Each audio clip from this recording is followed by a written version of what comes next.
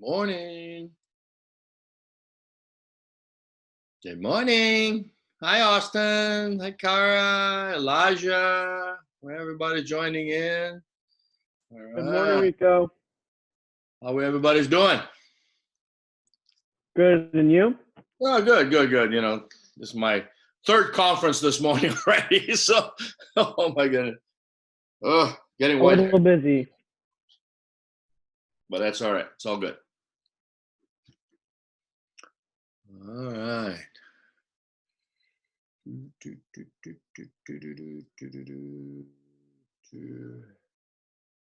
We got about 4 minutes.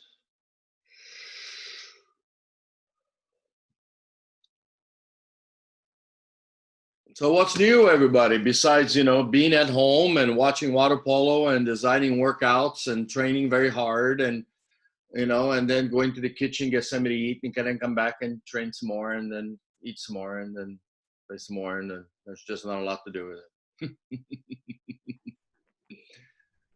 Actually, there's a lot of stuff to do.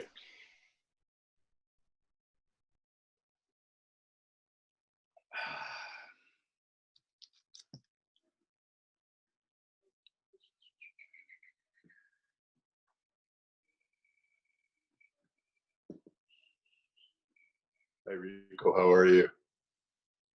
Hey, Michael, what's going on? Not much. Uh, Just enjoying watching your videos. oh, good. I tell you what, it's just so much fun. I was just on a video with Maggie, Stephens, Tony, Brenda, and they're like, Coach, we've been watching your video. And I said, well, good. That's good. This is, for some reason, every time we watch your video, we get out of there more motivated. And I said, well, that's the idea of a coach, right? That's what we got to do. We got to have fun at what we do. Man, my beard is starting to be like yours, man. I still, haven't been able to go into my granddaughter this morning said I should dye it pink. So I said, well, I don't know about Pink? that. Yeah, you probably fit within some of the young kids. My daughter has a pink streak in her hair right now. Yeah.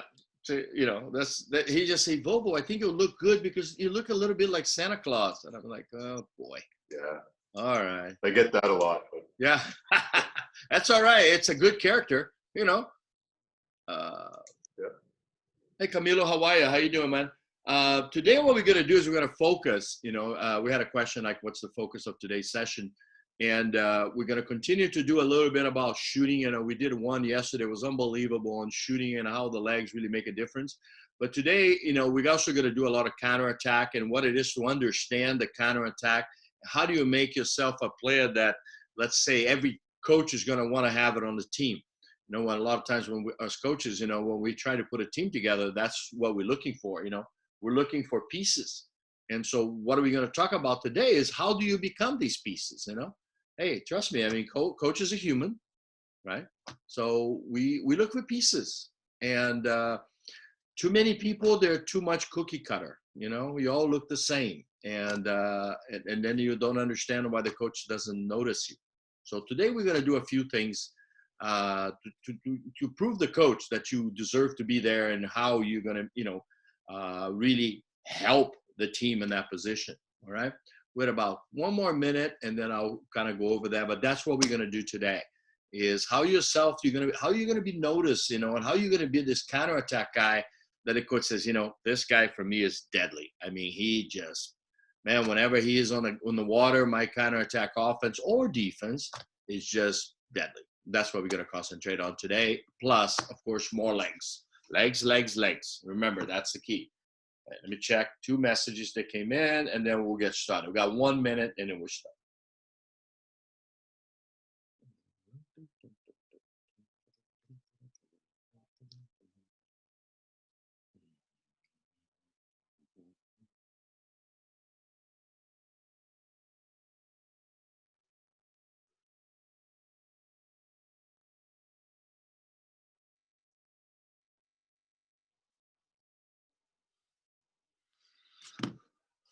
All right. Let me get this. Let's see. Where is it? my computer doesn't die out in the middle of it.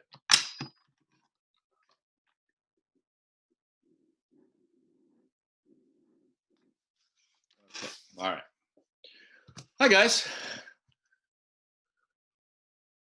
Okay, so as we were talking about earlier, what we're going to do today is, one of the things that I remember, as I'm selecting, I had to select 3 Olympic teams and, in 3 different countries, and I had to select players to play in the professional leagues. And as a college coach, both men and women, I coach both men and women in the Olympics, men and women in the college level.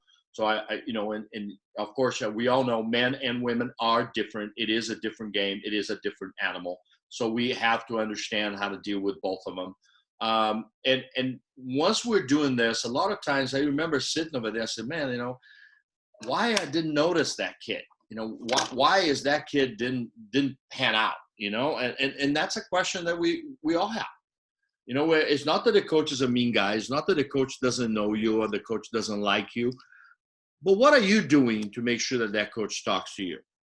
For example, from a coach's point of view, a player that I really feel could be good, a player that I could really feel that can really help me win a championship, or this player could be an Olympian, or this player could be a college player, or starting in his varsity team, I'm going to talk with that player a lot.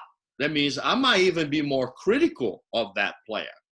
But sometimes athletes have a tendency to think that when you are criticized, and of course I'm talking about positive criticism. I'm not talking about yelling, screaming, cussing. I don't believe that has any place in coaching, in my opinion. Okay, I don't do it. Anybody's ever played for me know that I don't cuss, I don't yell, I don't scream, I talk. Okay, now when I talk, I can be quite forceful, but it's never to the point of disrespect.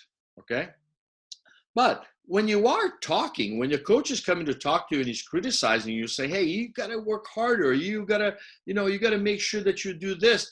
Don't take it personally. If he's talking to you, that means that he thinks you're good. Because if the coach does not talk to you at all, or only says this, good job, good job.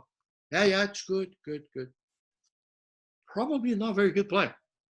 Because the coach is like, I don't want to waste my time with this guy. So again, you have to do, what are you going to do to make sure that that coach pays attention on you? Okay? And that's really important. So let's start talking about it. So the first thing you need to do is this: what kind of player are you going to be? You have to decide that. Okay? And that means you're going to be aggressive. You're going to be tough. Now, tough doesn't mean punching anybody. Tough means that no matter what it takes, you don't complain. That's toughness. Toughness is somebody that can deal with the work and not complain. That is toughness, okay? Are you the kind of player that is going to ask questions? That's very good. Coaches like players when they ask questions because, again, if you ask questions, that means you're interested, you're trying to learn, okay? Don't sit there and say, well, I'm not going to ask questions because the coach might think I'm stupid. Now, most of us, when you don't ask questions, we think you understood. So then when you do the wrong thing, then we think you're stupid. Because if I explain to you how we're going to attack this over here on the board, right? And then I say, any questions? And you're like this. Oop, oop. And then I say, okay, go ahead. And you do it wrong. Wait a minute. As a coach, I got to sit there and think like, wait, he said he understood. He said he knew what was going on. He said he didn't have any questions. Yet when I have him do it, he doesn't do it right. So ask questions. Okay? Ask questions. Now, let's talk about a little bit about the shooting right now. We're gonna, we talked about last time, we talked a little bit about the legs, how we have the egg beater legs and we have the vertical, vertical breast, the vertical scissor, right? We talked about the donkey kick and we talked about spider legs. These are the 5 legs that you need to train, okay? If you're a goalie, then you also have slide legs.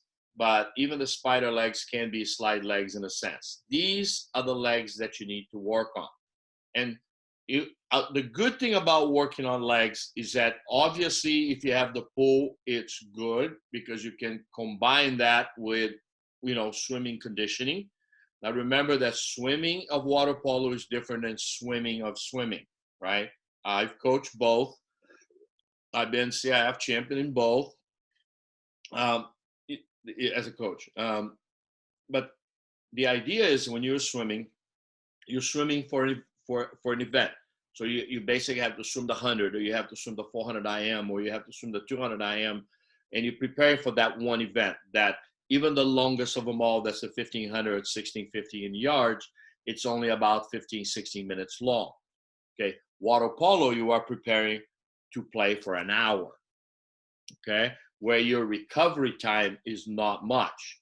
So this is something that you need to understand. Where in swimming, even if you swim the 1500, even the 50, you can go back in the pool, you can get in there, you can loosen down. Majority of you, I'm not talking about Michael Phelps that has 9 events in one Olympics, but you know, you can go back and you swim down, you relax, you low, you relax, you go, get maybe a little massage, and then you get back in the water, right, to swim your next event. Well, guess what? In water polo, particularly if you're one of the better players, you're going to get in. You're going to play real hard for about 8, 9 minutes. You know, it says 8-minute quarters, but that's stopping time. So usually it's about 15 minutes per quarter. So you are going nonstop. You can't touch the bottom. You can't touch the side. You can't touch anything. And you're going nonstop in a high intensity game for about 8 minutes. Okay? And then you're just so tired. You're dead. You're dead tired. How much time do you think you can sit on the bench? Have you ever thought about that? Have you ever thought about your recovery? It's not like it is in swimming. You don't have 10, 15, 20 minutes to prepare for the next event. You have 30 seconds, at most 1 minute. If you go back and look at players like Tony and you know, players like, you know, Prejanovic, or some of the great drivers, we'll talk about centers in a second, but some of the great drivers in Olympic Games, they might play 27, 28 out of 32 minutes. They don't get a lot of rest. So that means that during my training, I have to make sure that I am recovering faster. You know how we do that? Training. You can learn to recover. You can take your heart rate from about 160 to about 100 in about 25 seconds if you train. Now me, if I take my heart rate to 160, call the doctor, number one. But even if I did, it might take me about 5 minutes to get back to 100 because I'm not training. You are. So you need to understand it's just not a question of just doing something hard and being tough, but you also got to be able to recover because you got to do this again just in a second later. Okay, if you're a center, no center can play more than about 22 to 23 minutes in a game, and that's already a lot. Most of them will play around 18 to 20 minutes, okay? And as a coach, of course, we have to manage these things. But let's take a look right now. I want you to take a look at this one little video that I put together. I want you to look at, okay?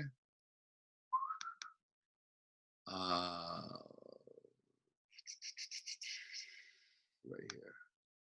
This is a counterattack video. It's about 2 minutes long. And all I want you to do is take a look at the counterattack, okay? You're going to take a look at the counterattack. Don't worry about what's right or wrong. I want you to look at it. This was done in Australia, but it was done pretty well.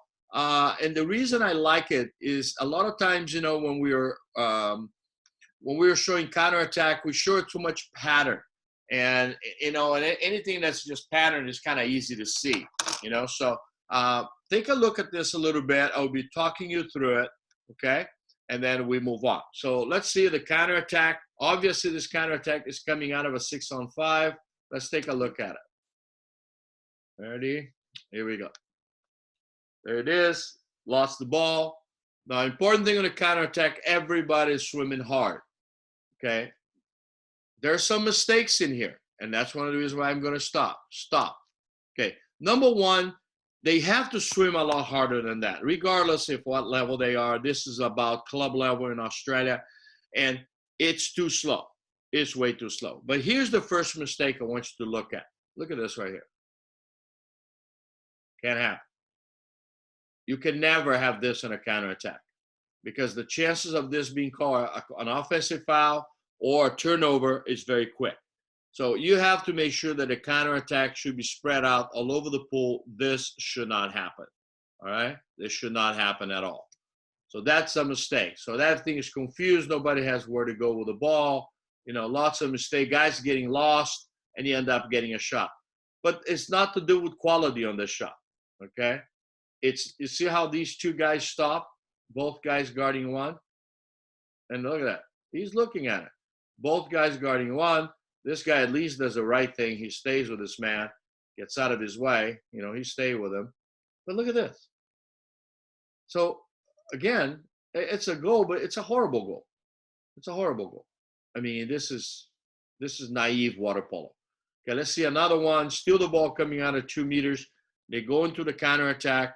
Okay, let's stop, stand away. Okay, is this a counterattack or a breakaway?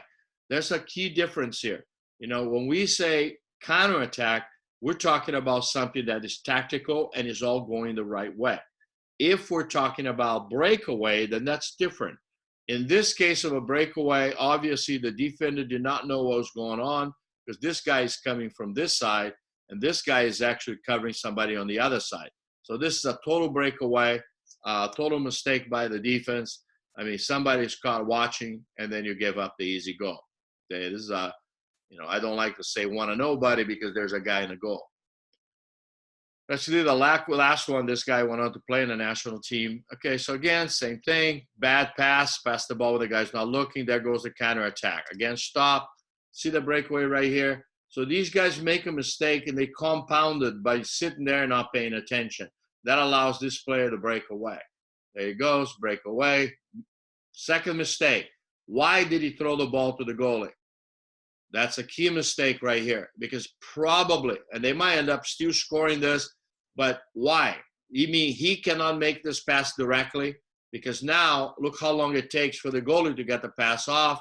Now the goalie has to make a second pass, and the ball gets there. That's because, like I said, these two guys are about as slow as dirt.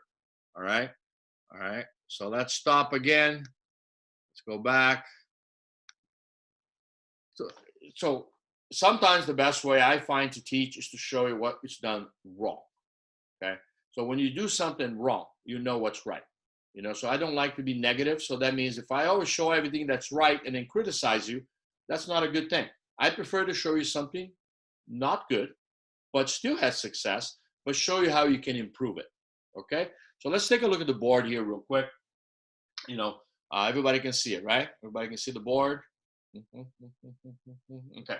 So when you are preparing for the counterattack, there's a couple of things that we have to keep an eye on, okay? The first one is when the shot is coming, that dictates where in the counterattack you're going to go, okay? There's a rule, right? There's rules on a counterattack. The biggest mistake we have on a counterattack is that people just swim. You don't swim on a counterattack, okay? There's a difference. You counter. There's a difference between counter and swim. Okay, swimming means straight line.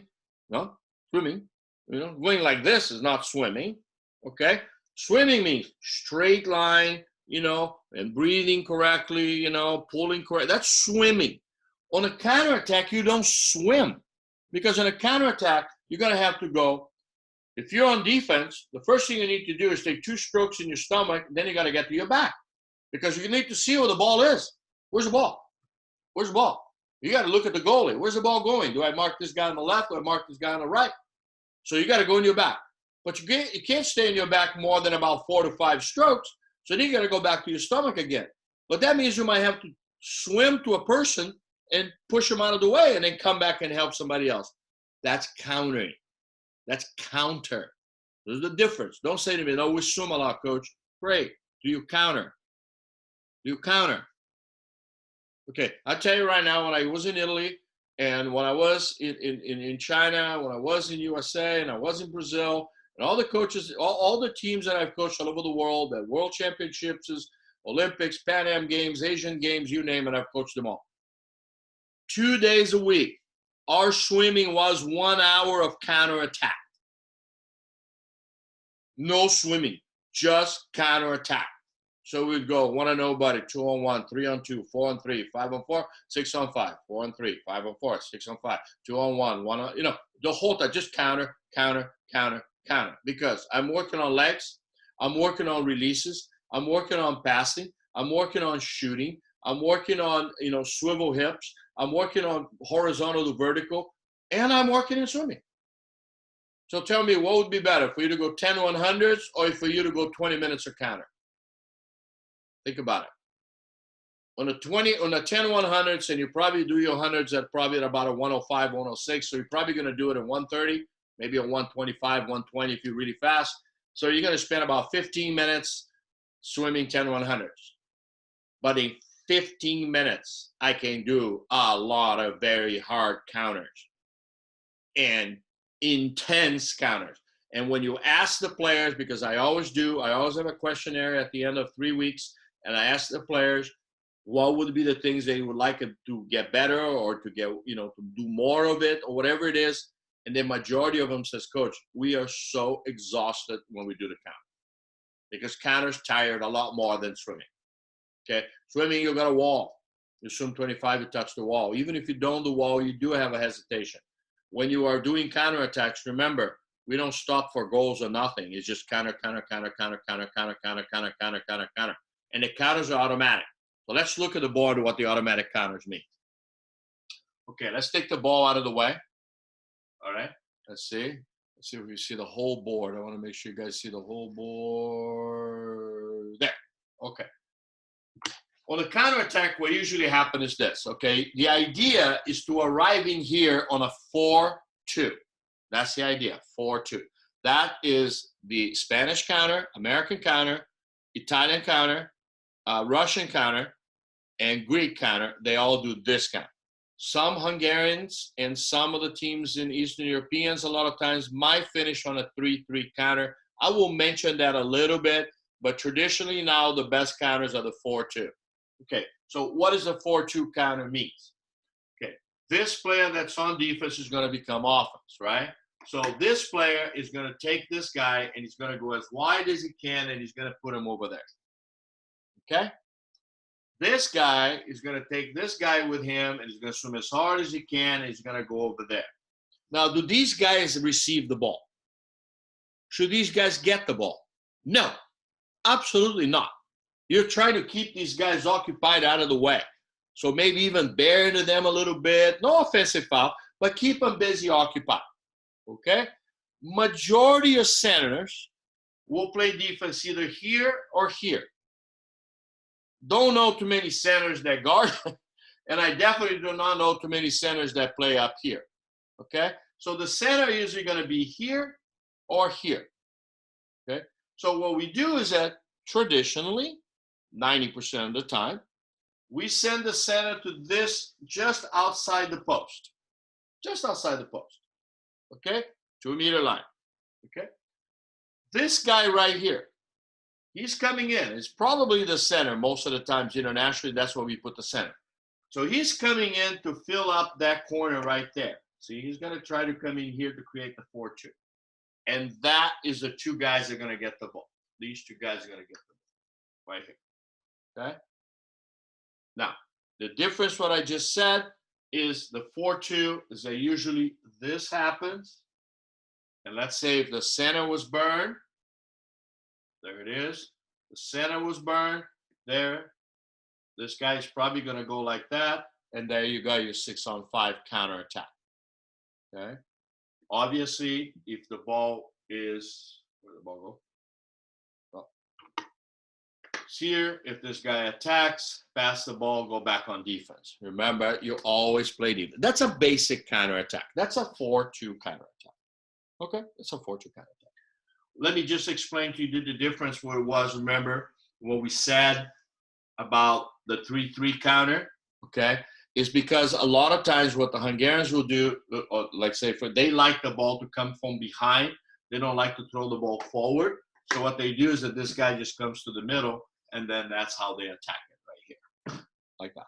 And that's a 3-3, okay? But it's still the same thing because you can always swim one player out, the next guy come in. Remember, you always can balance it out. This guy can come in here, and then this player can come in here, and then you just balance it out.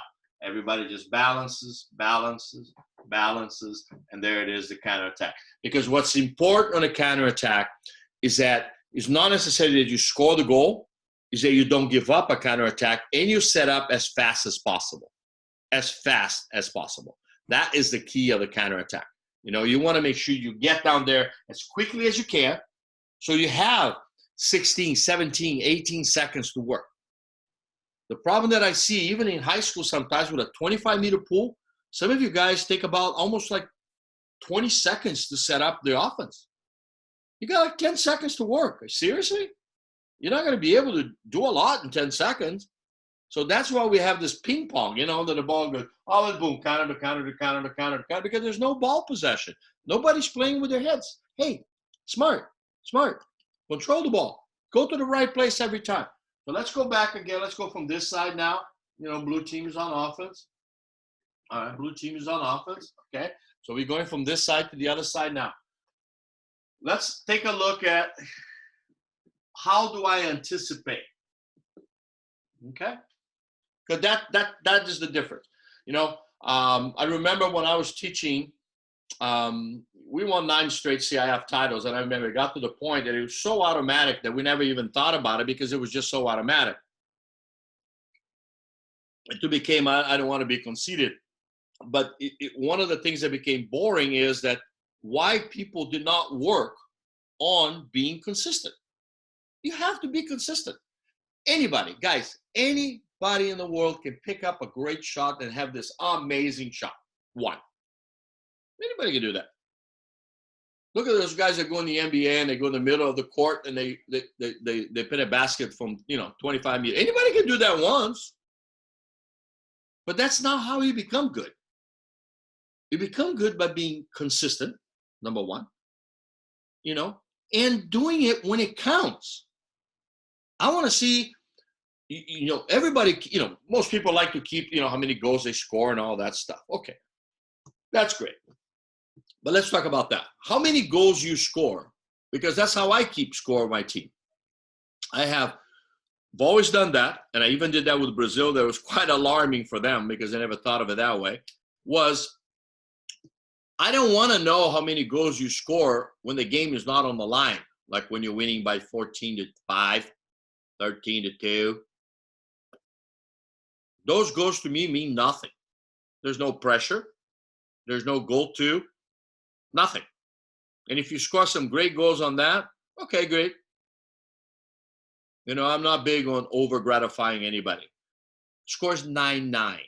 You now hit the winning shot, or now it scores 10-8, and you steal the ball and you go down there and you put this pressure shot on. Those are the goals that I write down, because that's consistency. That's delivering when it counts. Okay, so let's take a look in here.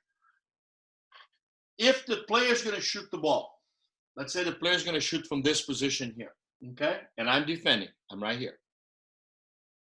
If I'm this player, and this is the problem, majority of the time this player stays right there, looks at this guy shoots the ball, this guy looks to make sure that the goalie has the ball. By meantime, this guy already went back to defense, and we don't have a counterattack. This guy's going to shoot the ball. This player is attacking him. He's shot blocking, but he's attacking him. This player, your first stroke should be here. Not to get away from him, to cut him, make contact. So what you want to do is, instead of being here and start swimming with them this way, okay? No. As this guy gets ready to shoot the ball, take a stroke that way. Put him in your back. And then you're going to take off. And this guy, that's what he needs to do all the time. Of course, you don't leave early. We don't want to give this. There's a huge difference on anticipation and cheating the drill. Okay? We want to anticipate. If you are this player, the shooter's going to come from here. That means this guy is going to need space to go. So the first thing I want to do is that I want to move myself to this side because when I swim, I'm probably going to beat this guy down. I'm going to be ahead of this guy. So I'll probably just go all the way down there myself. Get him out of the way. Look, Vukovic coming out of here. Look at this. Isn't it the counter? This guy's going to shoot. He's going to shoot. He's going to break away the counterattack. This guy's coming in here. There it is. There's a counterattack. This is, in most probability, this is going to become a 2-on-1. Okay? With this guy guarding him, this guy going on offense, this guy trailing. There it is. This is what's going to become. It's going to become a 2-on-1. So you have to understand that. Like, you have to close your eye and you got to visualize this. This is, I remember sitting at the table with my son and my daughter when they were both playing college ball. And I remember sitting at the table sometimes, discussing them. And I say, okay, guys, let's just, it's not like visualizing. It's not like meditation, but just think about it. I'll go like this. I'll just say, like I'm talking to you right now, right? So I want everybody to close your eyes right now. And I'm just going to say a couple of things that I want you to follow. Okay, close your eyes. All right. Shot from 2. Breakaway free. Ball goes to the goalie. Goalie passes the ball from 3. The 3 men. And then 5 and, 4 and 5 just fill out the counter. Okay, open your eyes. You have to be able to understand what I said. It has to be automatic. It has to be automatic. So the reason we did numbers years ago, back years ago, and I can tell you, Michael could tell you the same thing. Years ago, we didn't use numbers. We used things like flat, wing, point. But it's just much more difficult to think about point, flats, wings, right wing, left wing, right flat, left flat. And then in the 70s, they started using 11 and 12. Well, now people use digital watches. They wouldn't even know what 11 and 12, 11 and 1 means. So the reason of the numbers is to be in our head. So you got to be in our head. So you got to think about it. If I say, hey, he's going on a counterattack, it's going to be, if I say 2 is going to shoot the ball, you got to see. When I say 2 is going to shoot the ball, you got to see he's going to shoot the ball. Okay, he's going to shoot the ball. This guy's going to cut in front of him, keep him occupied, get him out of the way. This guy's going to break away to the other side. This guy's going to come in here, and that's probably going to be a 2-on-1. Okay? Now, this guy's going to shoot the ball. Probably going to be a 3-on-2. Because if he shoots the ball, I doubt it. Most good teams will give him a breakaway counter. But that also means that these 2 guys will come in to cover. So that means the ball coming here. This guy coming here. So that is usually that's when it happens. You got a 3-on-2 with this guy trailing. Put the ball wide, come in here. He comes back on defense. Come back, pop the point. There you go. Your triangle to shoot the ball. This has to be automatic, guys. Boom, boom, boom, boom, boom, boom, boom, boom, boom, boom, boom. If I have to think about it, where should I go? Where should I go? Where should I go? They're done. We don't have a counter anymore. So you want to be a player that the coach is going to pick you? Be a counter player. Be a counter player.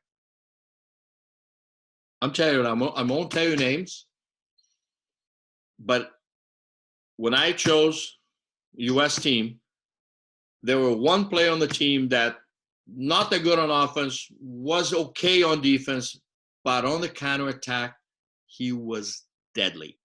Every single counterattack, he led the team.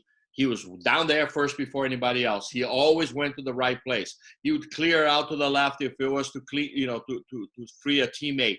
He was the one releasing when it was every time to release. That guy's going to be on the team always. It's going to be on the team. You can be that person. You can be that person. You can be a great counter player because a counter is about anticipation, as we talked about. It doesn't necessarily mean that you're the fastest guy, is the best counter guy. Not necessarily, because counter has nothing to do with swimming. So the guy's going to counter well. It's going to be this guy over here. So let me ask you a question. Most of you guys are in high school, whatever, you're going to high school and you know swimming time. So let's say this guy over here that's on offense, he swims at 50 seconds on 100 free. This guy that's on defense swims at 52 on 100 free. So he's slower. So if they swim 100, this guy's going to win easy, probably by a body length. But if this guy is a really good counter player, the moment that ball is shot, he's going to cut in front of him, do a little bit of a 360 butt, what we call butt check, 360 butt check. Next thing you know, he just cleared about 1.5 meters, 1.5 yards in front of that guy. And then since this guy, as all of us will do, you learn to chase. What happens? You start chasing him, and even though you're getting closer, well, all he has to do is go like this. He takes a little stroke this way, make this guy go that way, and then you break free again. So if you know how to counterattack, I don't care how fast this guy is, because you know how to counter. You anticipate. You can butt check. You can twirl. You can take a while to a place that you don't want him to be. And all of a sudden, you're going to be free every time. So all of a sudden, you're free every time. This guy went over that way. The ball's with the goalie shot. There's that breakaway we're looking for. Boom. You're going down there, and you're going to put the pressure on. Let's take a look at a video right now that we put together here. Hold on.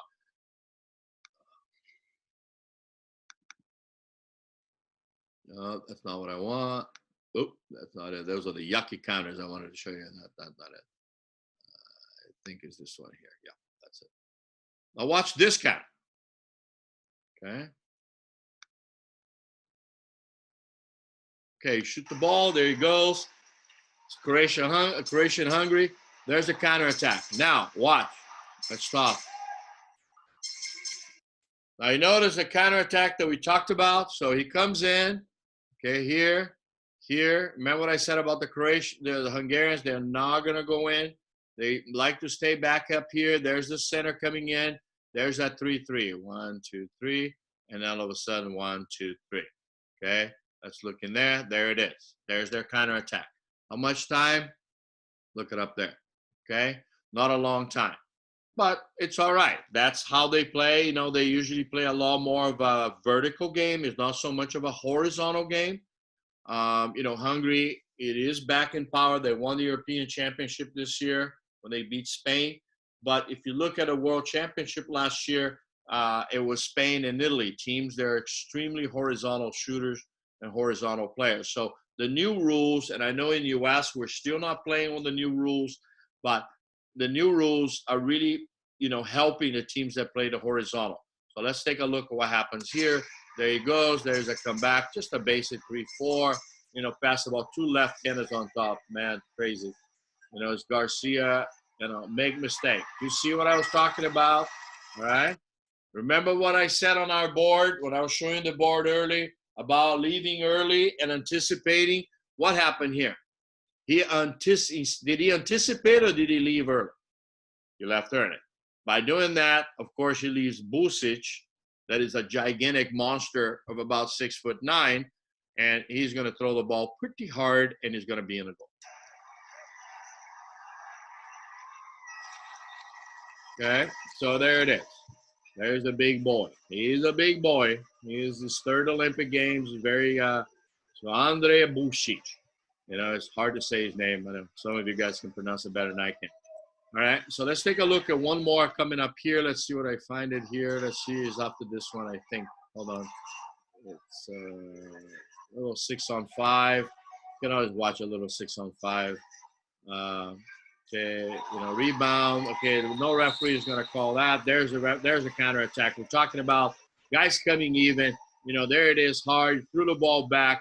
Croatian goal is looking all the way down here. There's a counter. The guy's leading the counter. He's not looking for the ball. There's the big dude again. There's Bushli over there. Now there's the wing. Okay, let's stop. Boom. There's a counterattack again. Okay, there it is. Right there. Now look at the clock. 16 seconds. Good. They came off of a breakaway counterattack, and they advanced all the way down, and they have 16 seconds to work the ball. So, of course, because what's happening right now, most of the game is going on here as this guy is waiting for him. You see that? This guy is waiting for this guy to arrive on a counter. This guy is going to try to create an exclusion of some kind here. All right? Watch. There it is. He's trying to drive to create something to stop the clock. And again, let's go back. Remember, there it is again. This is water polo, guys. Hey. Guys, this is a water polo. And if you want to play water polo, this is why I don't like scrimmaging. I don't like all this just, that's not water polo. Water polo should be about possessions. You should have between 31 to 38 possessions a game. Okay? That's what you have. You have basically 32 minutes, 30 seconds per team. That's 16 per side, right? Agree? Okay. So you got 16 minutes for each side. So you got 2 possessions per minute, right? You got 2 possessions per minute. So you got 32 possessions. So if the game was perfect, each team would have 32 possessions. If every team would use 30 seconds, it would have 32 possessions, and the most the game could be would be 16-16. So I don't understand. I have never lost a game like 24-2 or 24-3. No, because the most I'm going to give to the other team is going to be about 16, 17 goals, because I'm going to hold the ball for 30 seconds. And then I'm going to play great defense for 30 seconds, because I'll tell you that offense, you need talent. Sure. Offense, you need talent. You need to have that one go-to guy. What about defense? Really? Defense is hard work. This is just doing the right thing and being heavy and swimming and going at him and doing all the things you're supposed to do. Then if he drives to this side, hey, drive with him. Don't hold. Drive with him. As he's driving to this side over here, help out a little bit. So it's all about following the rules. And this is what I'm trying to tell you. You have to basically be consistent. So the reason we do so much counterattack is I want to see the counterattack, but then I want to see, when you end this counterattack, I want to see how quickly you can set up an offense, how quickly you can set up a defense. Because again, I'm working on your head. At the same time, I'm making you work really, really hard, but I'm working on your head. All right, let's take a look at a question here. Hey, please, we got about 7 or 8 more minutes. Like I said, I don't mind going over, just if you have questions, okay? What do you mean about playing horizontal, play vertical players? Very, very good questions. I'm glad you asked. You know, some teams, they play a much more of a movement game. You know, so when we say a team plays horizontal, teams like, for example, in the old days, United States, Italy, Spain, they like to counterattack. They swim a lot. So they're always in this position. They drive a lot. They drive to get inside water. They drive to create an opening. So they're playing most of the game in a horizontal mode, okay? If you are usually a big dude, you're like 6'5", 6'6", a lot of times what you want to do is you want to go and you kind of get vertical. So you do a lot more outside shooting, not so much driving. Look at teams like Croatia. Very rarely they drive. They try to set up on the perimeter, pass the ball. They usually have very big guys. They usually have very powerful shooters. But because of the new rules with instead of 5 meters to 6 meters, shooting from further out, allowing the center to do a little more work, what you're starting to see is a lot of multiple zones. You know, zones have been around for a long time, but multiple zones now are being used quite differently. You know, so you don't just have a 2-3 zone or a 3-4 zone. You might go a 2-3-4 zone for 6 seconds, go to an M zone for 7 seconds, and then finish up with like maybe a go press, or maybe you finish up with a drop 1 or drop 2, and then really push the counterattack. Because again, what we're trying to do is create situations. And to do that, we need to be consistent. If everybody in your team know what's going on, it's going to happen. Oh, let's see, Sarah, let's see. Is there any way you can practice this at home, or any game film you recommend we to watch? Yes, you can definitely do it at home. You know, I put this thing in here, and now sometimes, you know, Tony comes by or somebody, you know, we sit over here playing. There's a lot of things you can do. You can do the counterattack. Visualization of counters are great. I would say try to look at most of the Spanish and the Italian games. They're very good. Serbia also has a good counterattack, particularly a good counterattack defense. Okay, take a look at these teams and watch. But watch with one of these. See, I always have one of these in front of me. So what you want to do is you watch and then take note. So don't just watch and say, hey, I watched the Spain-Italy game. No. Watch 1/4 of the Spain-Italy game for an hour. And then basically follow the player. See how he anticipated. See what moves he used to get in front. And I'll tell you what, you know, one of the things that I tell you as a secret, and I told every guy I've told this actually went on to become one of the greatest. Are you ready for this? Count their strokes. Because if you can counterattack, if you can counterattack in 15 meters and you can do about 12 to 13 strokes, mean you're efficient. So you want to be efficient when you counterattack. So take a look at the strokes. Take a look at how many strokes they take. Because the counterattack is different than driving. Driving is short strokes with pointy elbows in the head, in the cervical head. You know, when the cervical of the head is a little bit high. Counterattack is not. Counterattack is about length. You got to go, man. You got to use your legs on a counterattack. You start the counterattack usually either with spider legs or a huge breaststroke kick. Remember, the only time you're going to use egg beater, only time you're going to use egg beater is when you are resting, when you are in the center being drowned, okay, or when you are basically on the perimeter just waiting until somebody comes to get you. Because when you pass, you use a vertical kick, use a vertical breast. When you fake, you use vertical and scissor, vertical breast and vertical scissor. So the only time you egg beater is when you're basically doing that. So again, what should you work? You should work on all these little skills, okay? All right, guys, I know a lot of you got to go to class. You're the man, water polo rules. Keep up the work. Remember, be consistent. And there's a lot of this you can work. And my email is azevedo.ricardo5@gmail.com. Okay, Azevedo, you should know how to spell my name by now. Azevedo.ricardo, okay, at 5, okay, azevedo.ricardo5@gmail.com. Love your questions, no problem.